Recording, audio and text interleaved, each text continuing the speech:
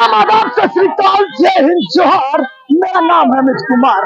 आप देख रहे हैं हमारा खास कार्यक्रम क्या चल रहा है। हम मौजूद है राजधानी लखनऊ के इको गार्डन पर। यहाँ पर स्मारक समिति कर्मचारियों का पिछले 43 दिन से प्रदर्शन देखने को मिल रहा है। फिलहाल अगर देखा जाए तो तमाम महिला कर्मचारी है जो पिछले 43 दिन से कड़ाके की ठंड में इसी इको गार्डन में इनका प्रदर्शन देखने को मिल रहा है। फिलहाल इसके पहले अगर देखा जाए तो उनका शांतिपूर्वक प्रदर्शन देखने को मिल रहा था। फिलहाल कार्य बहिष्कार इन लोगों ने किया, कार्य बहिष्कार वापस कर लिया। बीच में जो भी त्योहार पड़े वो त्योहार भी यहाँ पर मनाए। फिलहाल इनकी मांगों की बात करें तो 11 सूत्री मांग को लेकर इनका पूरा प्रदर्शन देखने को मिल रहा है। सवाल सबसे बड़ा यही है कि जो मृतक परिवार है उनको कब न्याय मिलेगा, जो इनका भविष्य निधि का पैसा कटता है वो कब इनको मिलेगा।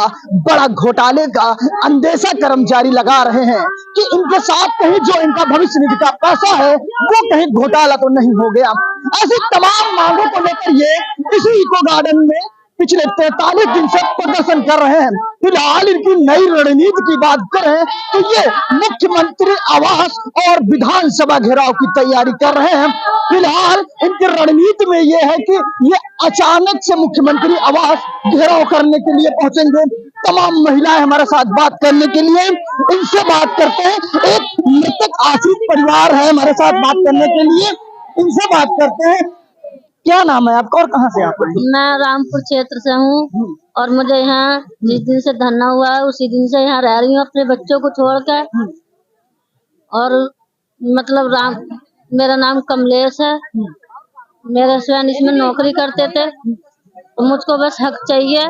मेरे बच्चे मुझ पर नहीं पल रहे हैं। मैं मुख्यमंत्री से यही कहना चाहती हूँ, मेरी रिक्वेस्ट है, हाथ जोड़कर रिक्वेस्ट करती हूँ, बस मेरी पुकार सुन लो, हम बहनों की पुकार सुन लो, मृत्यु काशित पास कर दो। कैसे घर खर्चा आप लोगों का चल रहा है, क्योंकि कमाने वाला कोई नहीं। छोटी बच्ची के साथ आप यहाँ पर पहुँचते हैं, कैसे खर्चा पूरा चलता है? मजदूरी करते हैं किसान।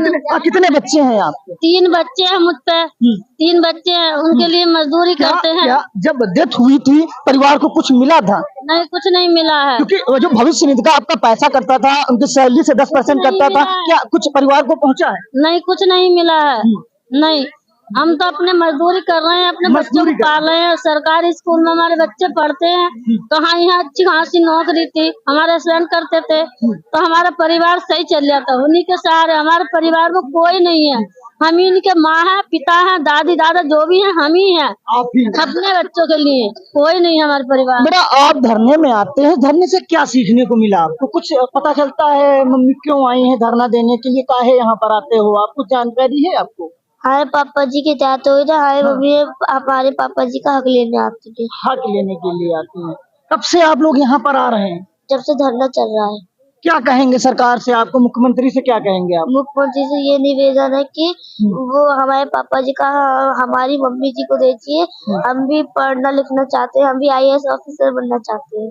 बिल्कुल, हम भी पढ़ना लिखना चाहते हैं, हम भी IAS बनना चाहते हैं। फिलहाल जिस प्रकार से ये परिवार है जो न्याय के लिए दर दर भटक रहा है, क्योंकि इनके हस्बैंड थे वो इसी स्मारक कर्मचारी थे, उनकी डेथ हो जाती है, इनके सैलरी से 10% भविष्य निधि का पैसा कटता है, लेकिन कहाँ वो पैसा बंदर बांट हो रहा है, ये सबसे बड़ा सवाल है। फिलहाल और भी महिलाएं हमारे साथ बात करने के लिए, इनसे बात करते हैं। और देखा जाए जिस प्रकार से 43 दिन से आप लोगों का प्रदर्शन यहाँ पर देखने को मिल रहा है, चाहे कोई भी त्योहार आया हो या कुछ भी हुआ है, लगातार निरंतर आपका प्रदर्शन यहाँ पर जारी है। फिलहाल बड़ी रणनीति की बात की जा रही है कि आप लोग कोई बड़ी रणनीति बना रहे हैं, क्या रणनीति बना रहे हैं? भैया रणनीति के बारे में तो हमें भी नहीं पता, जब हमारे जो भैया हैं जब वो बताएंगे तभी रणनीति पे अमल होगा। बाकी आप तो देख रहे हैं, 43वां दिन है आज 43वां दिन है, लेकिन अभी तक कोई भी अधिकारी ना हमें सुनने आया है, ना देखने।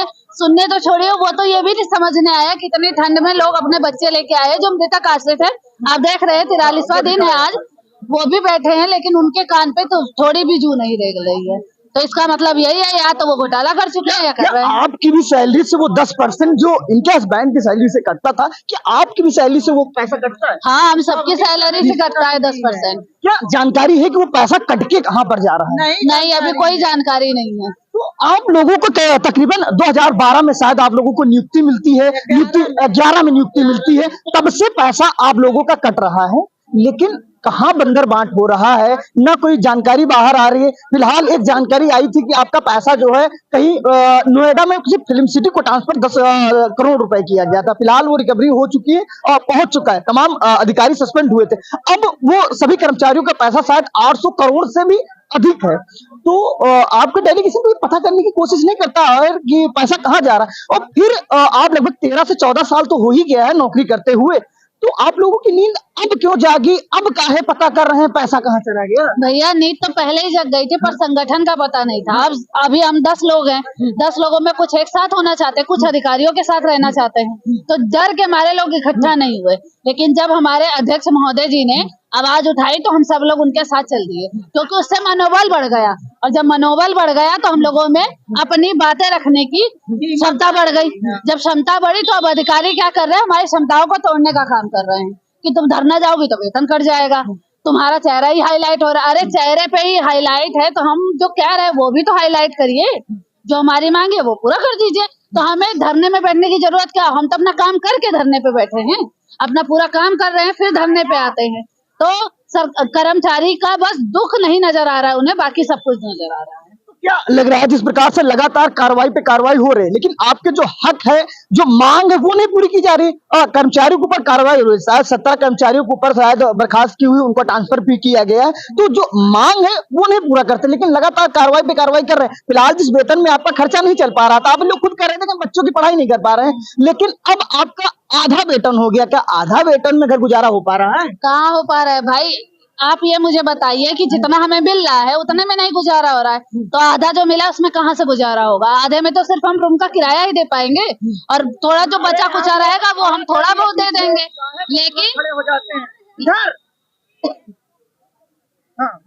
लेकिन उन्हें ये भी नहीं समझ में आ रहा कि जिनको हमने आधा दिया है वो यहाँ गुजारा कैसे करेंगे। उनके लिए तो कोई महत्व ही नहीं देते ना हम कर्मचारी। उनके लिए घर में पाले कुत्ते की भी रखवाली, जो इंसान पालता है कुत्ते को उसे भी खाना देता है, उसकी भी देखरेख करता है, टाइम टाइम से इंसुलिन दिलाता है, लेकिन हम लोग को तो कुत्तों से भी बदतर बना दिया गया है, जैसे नाली के कीड़े होते हैं, हमें वही समझा गया है। बिल्कुल, जिस प्रकार से कर्मचारियों का साफ तौर पर कहना, हम ये भी बताते हैं कि 17 कर्मचारियों के ऊपर कार्रवाई हुई, लेकिन जो अपने हक के लिए लड़ाई कर रहे थे, लगातार मांग कर रहे थे, फिलहाल इनका 27,000 के आसपास इनकी सैलरी आती है, लेकिन जिस सैलरी में इनका खर्चा नहीं चल पाता था, उस सैलरी से आधा इनको वेतन मिला, क्योंकि आधा वेतन काट दिया गया। हमारे साथ बात करने के मैम, जिस प्रकार से आप लोग कह रहे थे कि जो है जिस सैलरी में हमारा खर्चा नहीं चल रहा है, बच्चों की पढ़ाई का पैसा हम लोग नहीं दे पा रहे हैं, बच्चों को स्कूल से भगा दिया जा रहा है, अब कार्रवाई हो रही कि आधा पैसा आप लोगों को काट के मिल रहा है, तो क्या उतने में आप लोग संतुष्ट हैं? ना भैया, कैसे संतुष्ट हो जाएंगे? जहाँ सैलरी हमारी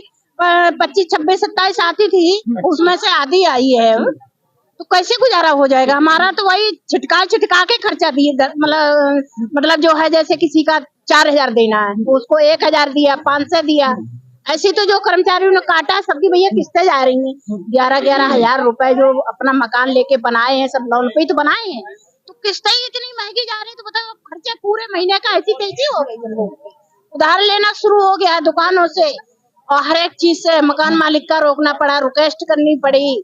हमारी तो यहाँ तक नौबत आ गई कि हम मकान खाली कर देंगे, लेकिन उन लोगों ने हमसे मन्नत मांग ली कि नहीं कोई बात। क्या कार्रवाई आप लोगों की इसलिए हो रही क्योंकि एनडीए प्रशासन आप लोगों को धरने देने की अनुमति नहीं देना? फिलहाल अपनी मांग के लिए, हक के लिए यहाँ पर बैठेंगे, आपका भविष्य निधि का पैसा कटता है तो कहाँ जाता है, और ऐसी तमाम मांगों को लेकर बैठे हैं। फिलहाल जो आपका टीम बनाई गई थी, डेलीगेशन जो अधिकारियों के पास वार्ता करने के लिए जाता है, तमाम बार पत्र देता है, लेकिन पत्र कहाँ हवा में उड़े जा रहे हैं, रो रो कर आप लोग आंसू बहा रहे हैं, सुनने वाला कोई नहीं। लेकिन उनको ये नहीं सुनाई देता है कि आप लोग अपनी मांग के लिए बैठे, लेकिन ये सुनाई देता है कि कर्मचारी धरने पर बैठ के लगातार कार्रवाई कर रहे हैं। और आप लोग कह रहे थे कि हमारा तो उस वेतन पे जो है जितना मिलता है उससे घर खर्चा नहीं चल पाता, अब आधा कट के मिल रहा है, तो क्या उतने में हो पा रहा है कुछ? अब आपसे बताएं, आपके चैनल के माध्यम से अगर कोई सुनता हो तो सुन ले सर।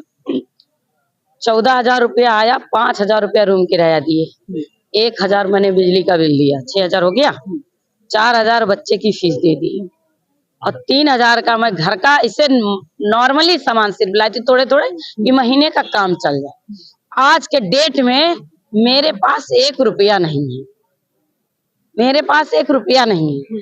अभी तो कहीं 10-15 तारीख में हमारी सैलरी देंगे, पता नहीं वो भी काट के देंगे कि पूरी देंगे। क्या उनकी आप लोगों को ये डर लग रहा है कि जिस प्रकार से आधा वेतन आया है इस बार वो भी वेतन ना है, क्योंकि धरना देने की अनुमति नहीं। फिलहाल लगातार 43 दिन से आप लोगों का धरना देखने को मिल रहा है। सर सुनिए, धरना का अनुमति है, धरना हम ऐसे नहीं दे रहे हैं। हम पहले एक एप्लीकेशन दे करके हमारे टीम के सदस्य लोग सबको अवगत कराए थे। लेकिन अधिकारी तो इससे पल्ला झाड़ रहे हैं कि हमने अनुमति इनको नहीं दिया है, ये अपनी मर्जी से धरना पर बैठे हैं और लगातार इसी की कार्रवाई हो रही है कि हम अनुमति नहीं दे रहे हैं। तो यहाँ हम लोग को बैठने देते, यहाँ शासन प्रशासन हम लोग को नहीं बैठने देती। अनुमति देते तो आपका वेतन आधा ना काटते, कार्रवाई आपके पास ना करते, जो कर्मचारियों को ट्रांसफर वो ट्रांसफर ना करते।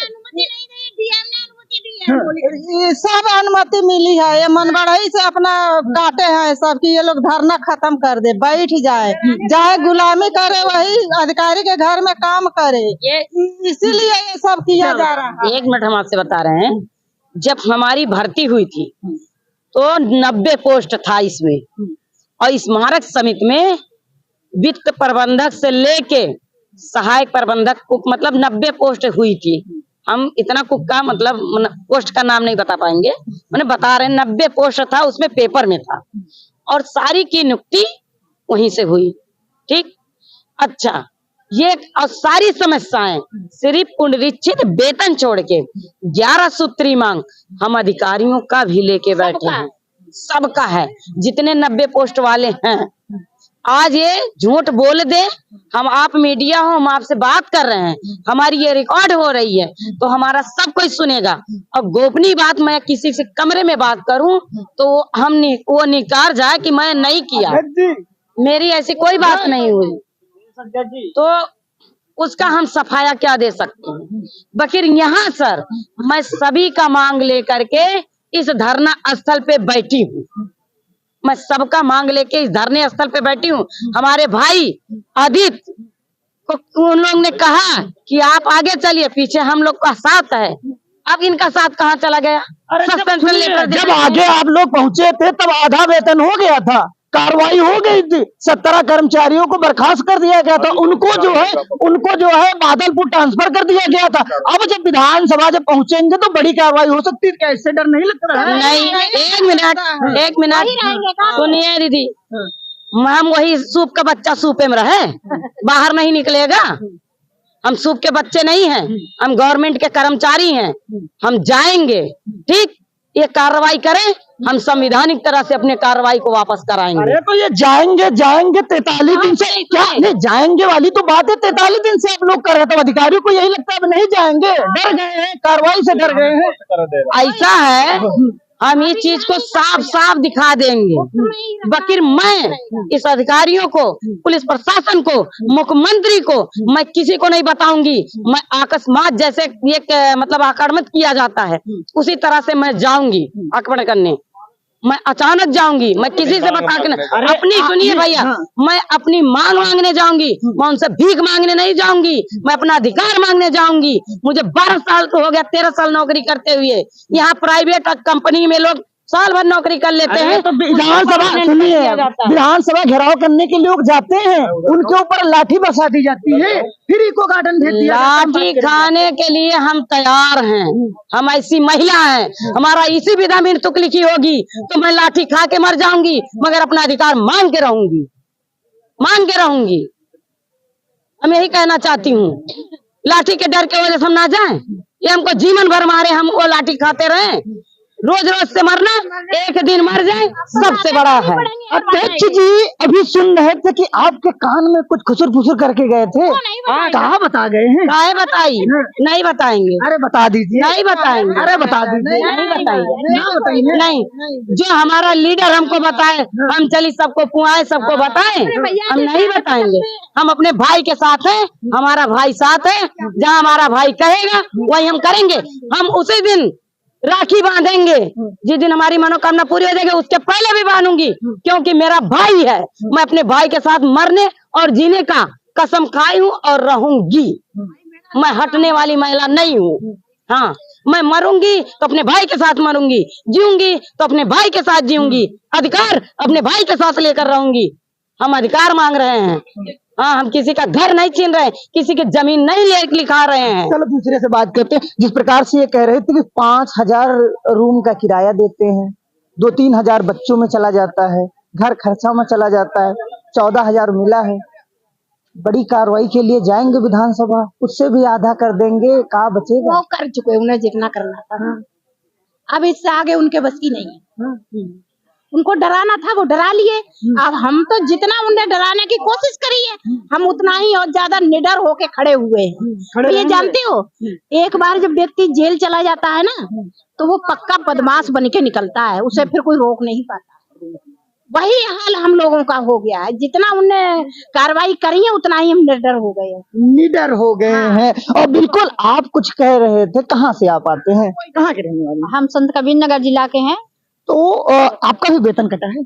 जी, वेतन तो नहीं कटा है, लेकिन हमारे साथी भाई बहनों का कटा है, जिनका सस्पेंशन हुआ है। हम ठीक है, आपका वेतन नहीं कटा है, जो सैलरी आपको आती है।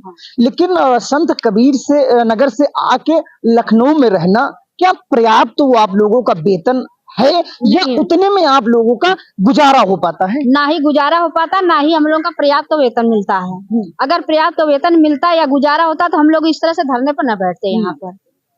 और धरना हम लोगों का सस्पेंशन इसलिए किया गया, ट्रांसफर इसलिए किया गया, आधा वेतन इसलिए काटा गया कि ये लोग डर की वजह से धरना बंद कर दें।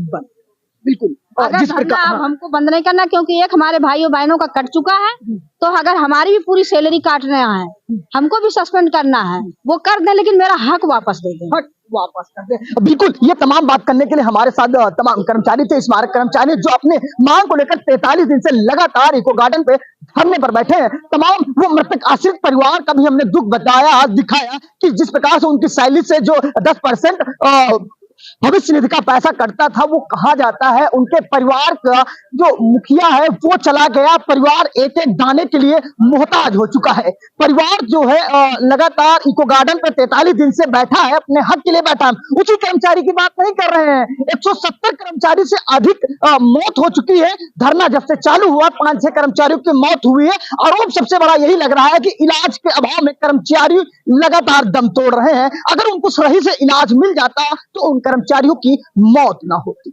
लगातार प्रदर्शन इनका जारी है। फिलहाल इन न्याय हक के लिए लड़ रहे कर्मचारियों पर लगातार कार्रवाई पर कार्रवाई हो रही है, लेकिन इन पर कब तक न्याय मिलेगा, ये सबसे बड़ा सवाल है। रुकते छोटे से ब्रेक के लिए, जल्द हाजिर होते हैं।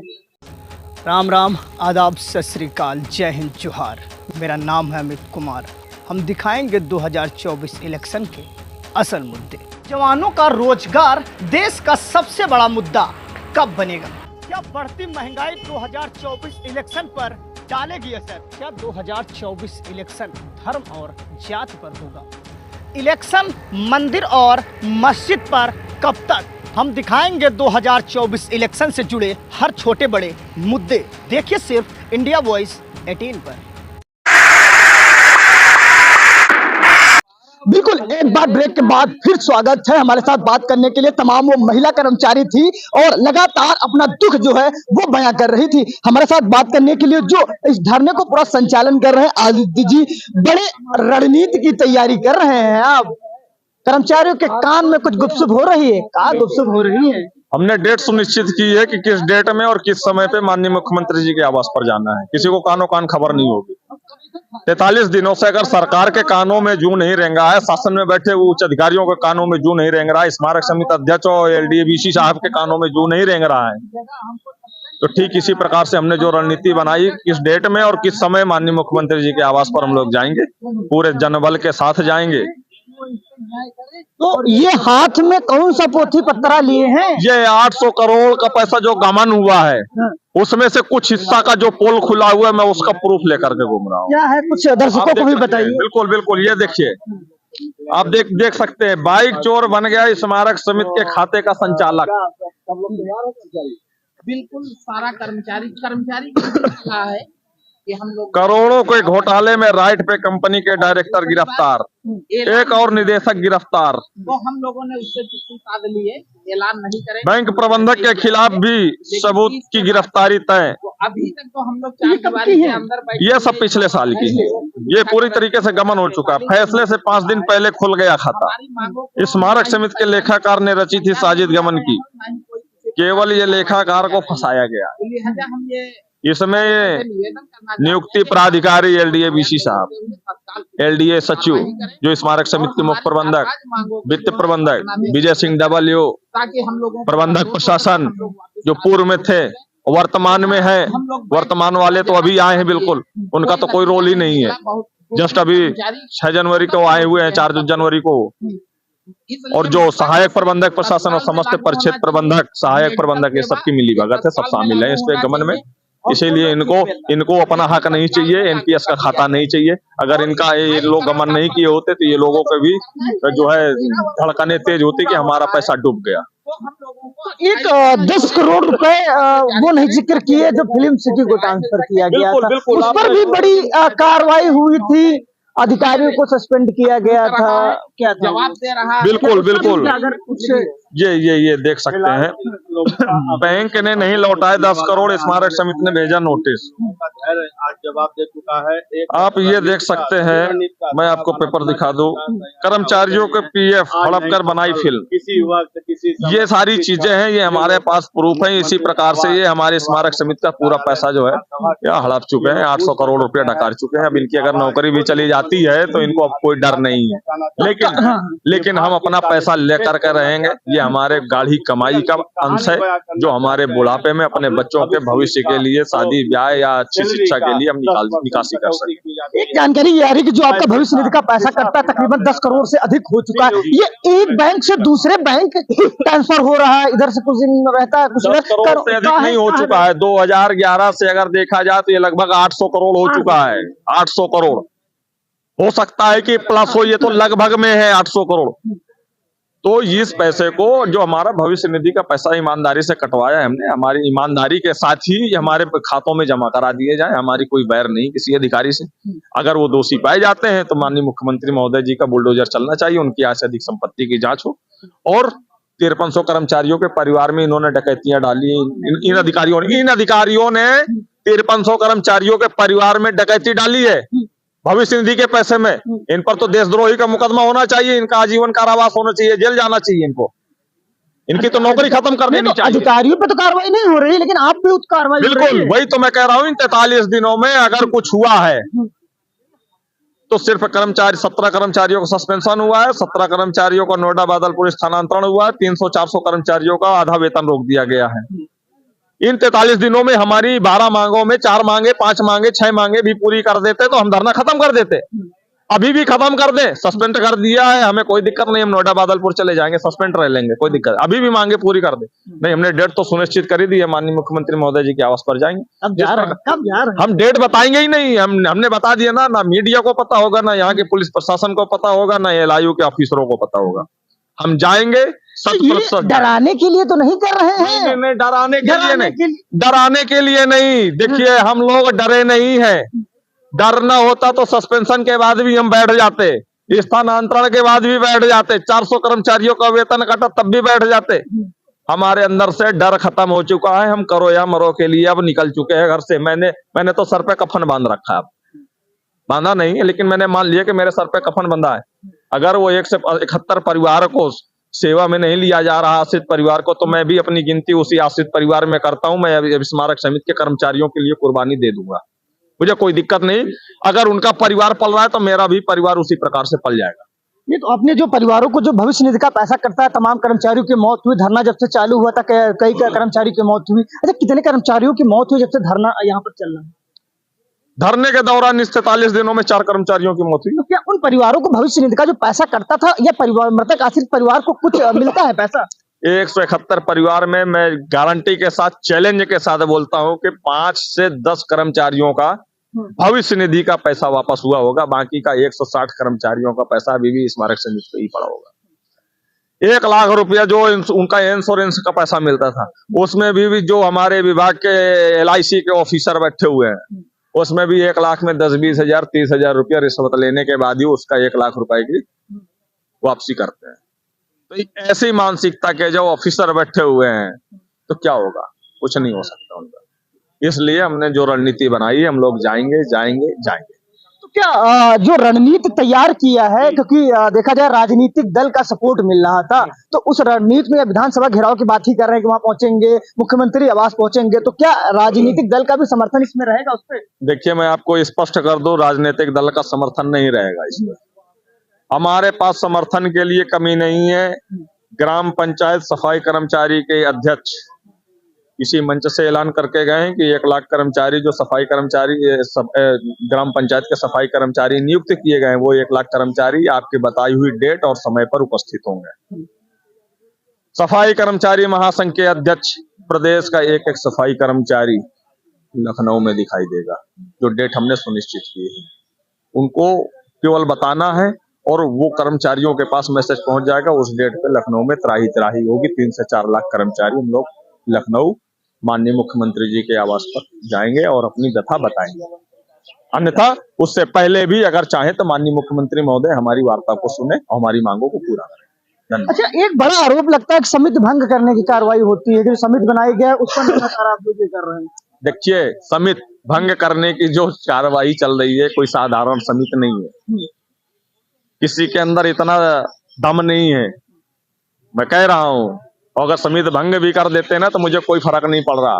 मेरा तो वैसे भी 1300 ग्रेड पे जीवन यापन नहीं हो रहा है। शुक्र तो वो मनाए जिनको 1 लाख रुपया सैलरी मिल रही है, जो हमारे प्रशासन बैठे हुए हैं, वित्त प्रबंधक बैठे हुए 600 ग्रेड पे पा रहे हैं, और उनकी दुकानें तो बंद हो जाएंगी, चाहे वो एलडीए बीसी साहब हो या एलडीए सचिव हो। जो भी अब तक एलडीए में ऑफिसर आए हैं, इन 12 से 13 वर्षों में इस स्मारक समिति के इन पैसों का और मेंटेनेंस के लिए जो हर वर्ष लगभग 100 करोड़ 125 करोड़ रुपया हर वर्ष बजट मेंटेनेंस के लिए मिलता है, इन पैसों को बंदर बांट करने में वो 12 के 12 बोर्ड मेंबर और हमारे स्मारक समिति के संबंधित अधिकारी, चाहे वो व्यवस्थापक हो, चाहे प्रबंधक हो या सुपरवाइजर हो या वित्त प्रबंधक हो या प्रशासन हो या सहायक प्रबंधक, ये सभी लोगों की मिली भगत रहती है। सभी लोगों की मिली भगत से जो है मेंटेनेंस के पैसे का भी वो लोग बंदर बांट करते चले आ रहे हैं, और ये 800 करोड़ भी डकार चुके हैं। तो ये समझ लीजिए लगभग 1200 करोड़ वो और 800 करोड़ जो, कितना हो गया 2000। ये कहाँ गया पैसा? अब इनके अंदर से तो डर ही खत्म हो गया कि मुख्यमंत्री महोदय जी का बुलडोजर चले।